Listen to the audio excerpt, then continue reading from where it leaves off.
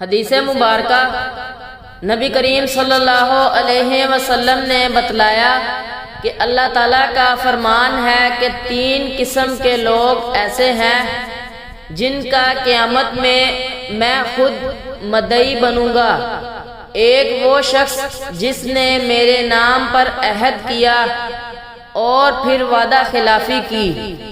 دوسرا وہ شخص جس نے کسی آزاد آدمی کو بیچ کر اس کی قیمت کھائی۔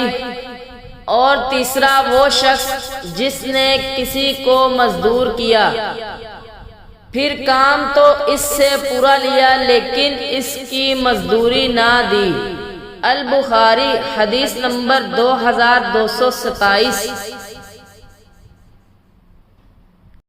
حدیث مبارکہ نبی کریم صلی اللہ علیہ وسلم نے فرمایا، اللہ تعالیٰ نے تم پر ماں اور باپ کی نافرمانی، لڑکیوں کو زندہ دفن کرنا، واجب حقوق کی ادائیگی نہ کرنا اور دوسروں کا مال ناجائز طریقے پر دبا لینا حرام قرار دیا ہے، اور فضول بکواس کرنے اور کثرت سے سوالات کرنے اور مال ضائع کرنے کو مکروہ قرار دیا ہے۔ البخاری حدیث نمبر 2048۔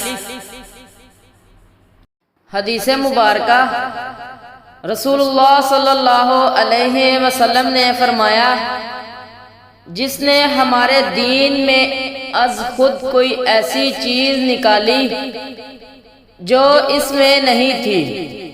رسول اللہ صلی اللہ علیہ وسلم نے فرمایا، جس نے ہمارے دین میں از خود کوئی ایسی چیز نکالی جو اس میں نہیں تھی تو وہ رد ہے۔ اس کی روایت عبداللہ بن جعفر مخرمی، عبد الواحد بن ابی عون نے سعد بن ابراہیم سے کی ہے۔ البخاری حدیث نمبر 2697۔ حدیث مبارکہ رسول اللہ صلی اللہ علیہ وسلم نے فرمایا، انسان کے بدن کے 360 جوڑوں میں سے ہر جوڑ ہر دن کا صدقہ واجب ہے جس میں سورج طلوع ہوتا ہے، اور لوگوں کے درمیان انصاف کرنا بھی ایک صدقہ ہے۔